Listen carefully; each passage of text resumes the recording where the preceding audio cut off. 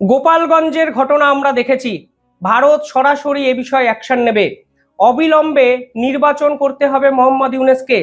কালকে ভারতের পক্ষ থেকে প্রেস কনফারেন্সে যে ধামাকা দেওয়া হয়েছে তাতে অন্তত মোহাম্মদ ইউনূস এবং তার নির্লজ্জ বিশ্বাসঘাতক সেনাপ্রধান বুঝে গেছেন কোনো অবস্থাতেই ভারত আর তাদের পাশে নেই এবং অবিলম্বে তাদেরকে সরানোর জন্য ভারত ডিপ্লোম্যাটিক স্তর থেকে যাবতীয় বন্দোবস্ত করতে শুরু করেছে।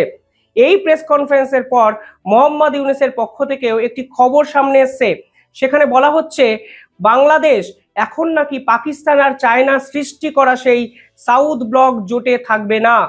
পরিষ্কার বলা হচ্ছে ভারতের এগেনস্টে যাওয়ার ক্ষমতা এই মুহূর্তে বাংলাদেশে নেই বলেই তাদের এই সিদ্ধান্ত নেওয়া। এবং সব মিলিয়ে গোপালগঞ্জ পর্ব, মোহাম্মদ ইউনূস এবং আন্তর্জাতিক স্তরে ভারতবর্ষ এবং বাংলাদেশের সমীকরণে নতুন কিন্তু জল্পনা খুলে দিল, যা আজকের এই ভিডিওতে আমি আলোচনা করব। আমাকে কমেন্টে অনেকেই জিজ্ঞাসা করেন ইনকাম কিভাবে বাড়ানো সম্ভব। এর এক কথায় উত্তর হলো স্টক মার্কেটে ইনভেস্ট শুরু করুন। কিন্তু সঠিক জায়গা থেকে এই ইনভেস্টমেন্ট শুরু করা অত্যন্ত গুরুত্বপূর্ণ। তাই আজকে আমি আপনাদের সঙ্গে এক নতুন অ্যাপের পরিচয় করিয়ে দিচ্ছি। মার্কেটউলফ হলো এরকমই একটি সেবি রেজিস্টার্ড অ্যাপ, যেখানে এককালীন মাত্র 99 টাকা দিয়ে আপনারা ট্রেডিং শুরু করতে পারেন। কোনো হিডেন চার্জ নেই। আপনারা এই অ্যাপ iOS এবং অ্যান্ড্রয়েড দুটো ভার্সানেই কিন্তু ডাউনলোড করতে পারেন। মার্কেটউলফ অ্যাপ কিন্তু আপনাদের ফিনান্স বাড়াতে সাহায্য করবে। এবার আপনাদের দেখাচ্ছি আপনারা ঠিক কিভাবে এই অ্যাপকে ব্যবহার করতে পারেন। দেখুন, প্রথমে আমি পিন দিয়ে এই অ্যাপটি লগ ইন করলাম। এরপর দেখুন ফলো ট্রেন্ডের ফিচার্স, যা রিয়েল টাইমে আপনাকে হাই মোমেন্টামে যে ট্রেডসগুলো আপনার প্রফিট বাড়াতে সাহায্য করে সেগুলোকেই দেখাবে। এবার আমি ক্লিক করলাম ফলো ট্রেন্ডের অপশান, ট্রেড প্লেস করলাম এবং এভাবে আমার ট্রেডটি কিন্তু শুরু হয়ে গেল। এই অ্যাপের সব থেকে বড় সুবিধা হলো আপনি খুব ছোট ইনভেস্টমেন্টে এই অ্যাপে ট্রেডিং জার্নি শুরু করতে পারেন, যেখানে অন্য অ্যাপে প্রায় 3 গুণ টাকা কিন্তু আপনাকে দিতে হবে জার্নি শুরু করার জন্য। এই অ্যাপের একটি কি ফিচার্স হলো স্টপ লস, যা আপনার ক্ষতি আটকাতে পারে। যদি আপনার ক্ষতি একটি নির্দিষ্ট লেভেল অবধি পৌঁছে যায় তাহলে এই অ্যাপ কিন্তু অটোমেটিকলি বন্ধ হয়ে যাবে। এই অ্যাপে ব্রোকারেজ চার্জ ইন্ডাস্ট্রির অন্য অ্যাপের থেকে কিন্তু অত্যন্ত কম। অর্থাৎ সব দিক থেকেই এই অ্যাপ ব্যবহার করা অত্যন্ত লাভজনক। দেখুন, এবার এখানে আমি স্টপ ট্রেডে ক্লিক করলাম এবং 1166 টাকার প্রফিটও বুক হয়ে গেল খুব কম সময়ে। তাহলে আর দেরি কেন, আপনি গেস করুন আর ট্রেন্ড ফলো করে ট্রেড শুরু করুন। আরও ইন্টারেস্টিং বিষয় হলো এখানে বাকি অনেক কমোডিটিস যেমন গোল্ড, সিলভার, ক্রুড অয়েল এবং ন্যাচারাল গ্যাসেরও ট্রেড আপনি করতে পারেন সকাল 9টা থেকে রাত 12টা অবধি। এটা দেখুন এই অ্যাপের এপ্রিল ও মে মাসের প্রফিট। রিসেন্ট টাইমে যদি জুন মাসের পারফরমেন্স দেখেন, দেখবেন ট্রেডাররা 70,468 টাকার প্রফিট বুক করেছে। সেখানে এক্সপার্টের রেকমেন্ডেশন নিয়ে 203% প্রফিট পেয়েছে ট্রেডাররা। আপনি আপনার পাস্ট পারফরমেন্সও এই অ্যাপে কিন্তু দেখতে পারেন। সব থেকে বড় কথা হলো আপনার প্রফিটের উপর কোনো কমিশন লাগে না, পুরো টাকাটাই আপনার অ্যাকাউন্টেই কিন্তু ঢুকবে। মার্কেটউলফ অ্যাপ ব্যবহার করা কিন্তু সহজ ও সিকিওর, আর রেজাল্টও কিন্তু খুব তাড়াতাড়ি পাওয়া যায়। তাহলে আর দেরি কেন, আমি আমার পোস্টের পিন কমেন্টে এবং ডেসক্রিপশানে এই অ্যাপের লিঙ্ক দিয়ে দিলাম। আপনারা iOS এবং অ্যান্ড্রয়েড দুটো ভার্সানেই কিন্তু এই অ্যাপকে ব্যবহার করতে পারেন। মনে রাখবেন 2 মিলিয়নের বেশি মানুষ কিন্তু এই অ্যাপ বর্তমানে ব্যবহার করেন। তাহলে আপনারা চটপট লিঙ্কে ক্লিক করুন আর মার্কেটউলফ অ্যাপ ডাউনলোড করে ট্রেডিং জার্নি শুরু করুন। এবার মূল টপিকে ফিরি। কালকে ভারতের পক্ষ থেকে একটি প্রেস কনফারেন্স করা হয়েছে এবং ডক্টর জয়শঙ্করের বিদেশ দপ্তরের পক্ষ থেকে পরিষ্কার বুঝিয়ে দেওয়া হয়েছে ভারত গোপালগঞ্জ ইনসিডেন্ট নিয়ে অত্যন্ত সিরিয়াসলি কিছু ভাবনা চিন্তা শুরু করেছে। Your question regarding Gopalganj. See, we follow all developments in our region closely and take cognizance of what's happening there. And accordingly, we take action if required on our side. Regarding Satyajit Ray's building, yes, we have seen a press release issued by the Bangladesh Foreign Ministry. দেখুন, গোপালগঞ্জ কিন্তু বাংলাদেশের একটি internal issue. পার্শ্ববর্তী আন্তর্জাতিক আরও এক শক্তিধর দেশ যখন বাংলাদেশের মতো ছোট্ট ইন্টারনাল ইস্যু নিয়ে এই ধরনের বিস্ফোরক কথাবার্তা সাংবাদিক সম্মেলনে আন্তর্জাতিক স্তরে বলেন, তখন এই ইস্যুটি আর ইন্টারনাল ইস্যু থাকে না। বাংলাদেশের এই সরকার কিন্তু সেনাবাহিনীর মদতপুষ্ট একটি সরকার।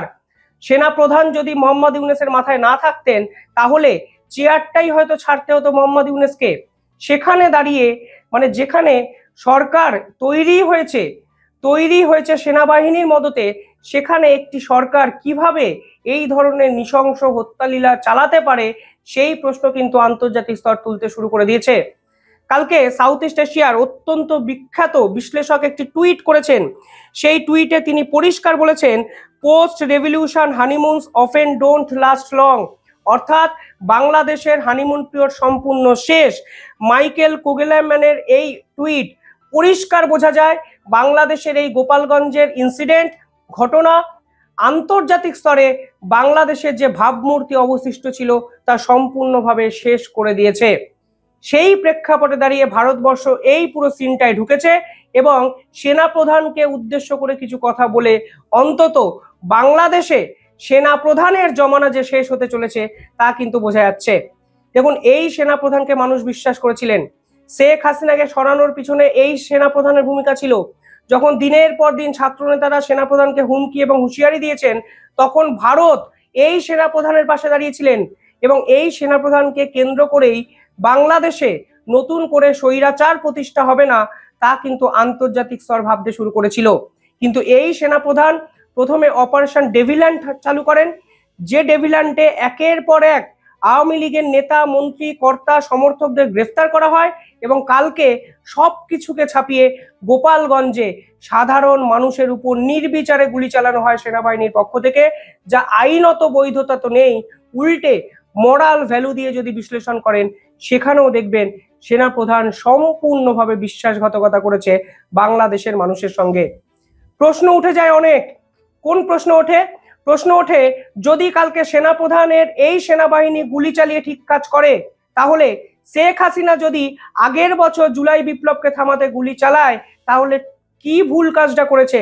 সেবারও নির্লজ্জের মতো এই ছাত্র নেতারা মেট্রো রেল, বিটিভির অফিস, বাংলাদেশের একাধিক সম্পদকে নষ্ট করছিল। আইন শৃঙ্খলা মোকাবিলার জন্য যদি সেদিন গুলি চালানোটা ভুল হয়, তাহলে এক্ষেত্রে গোপালগঞ্জে গুলি চালানোটা ঠিক কিভাবে হচ্ছে?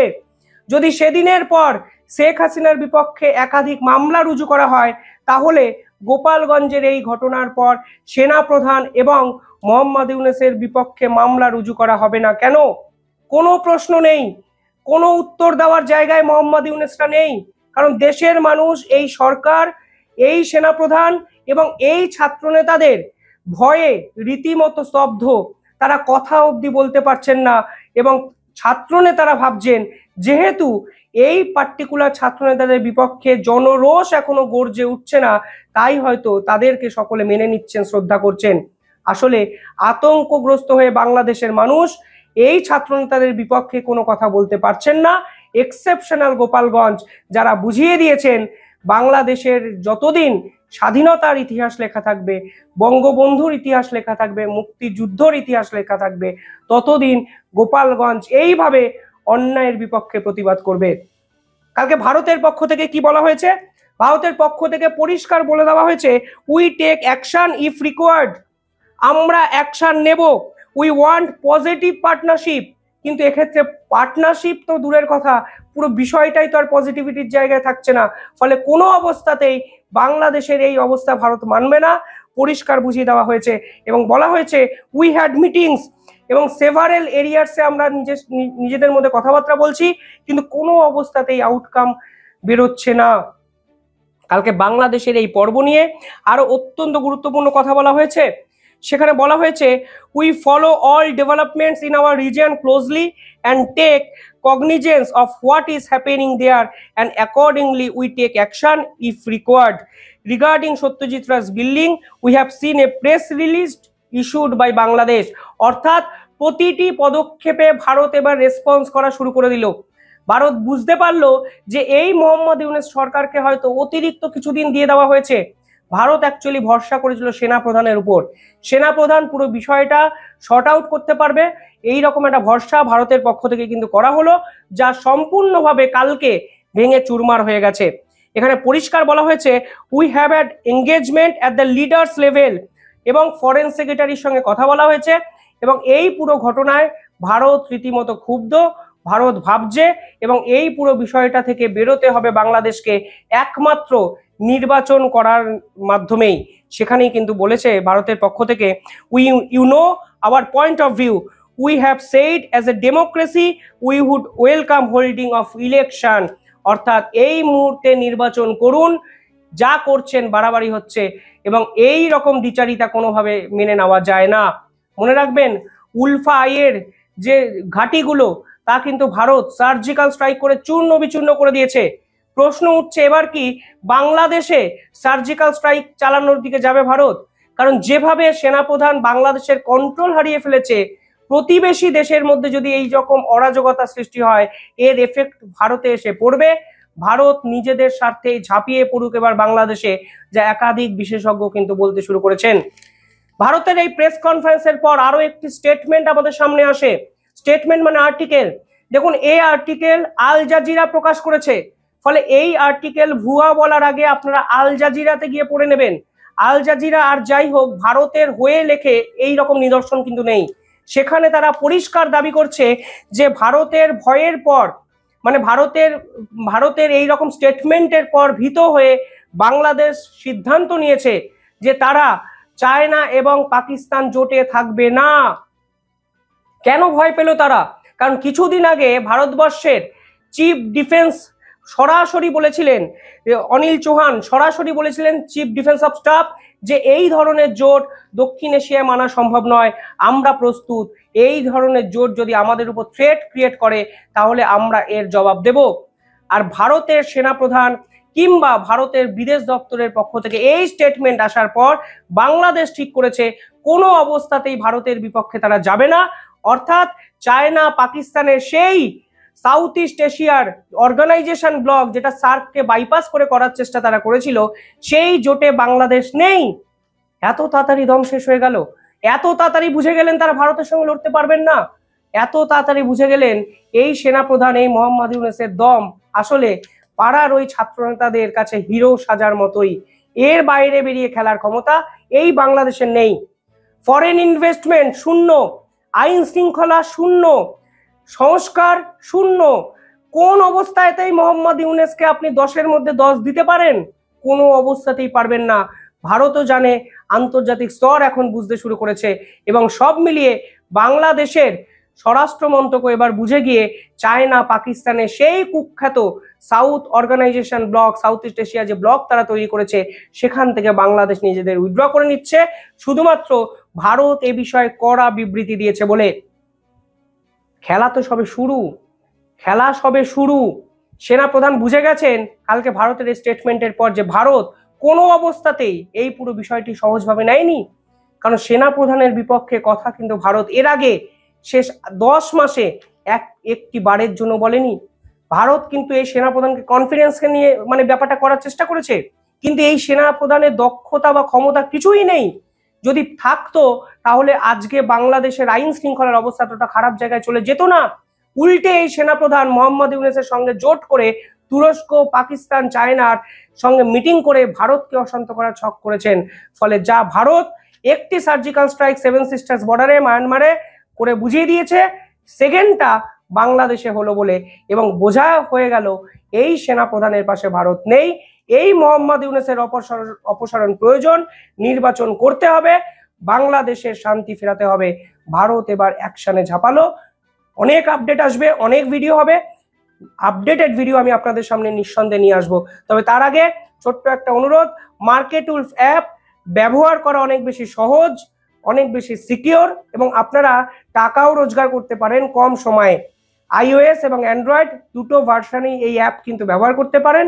2 মিলিয়নের বেশি মানুষ এই অ্যাপ কিন্তু ইতিমধ্যেই ব্যবহার করেছেন। আমি আমার এই ভিডিওর পিন কমেন্টে এবং ডেসক্রিপশনে সেই অ্যাপের লিঙ্ক দিয়ে দিলাম, আপনারা ডাউনলোড করে আপনাদের ট্রেডিং জার্নি শুরু করুন।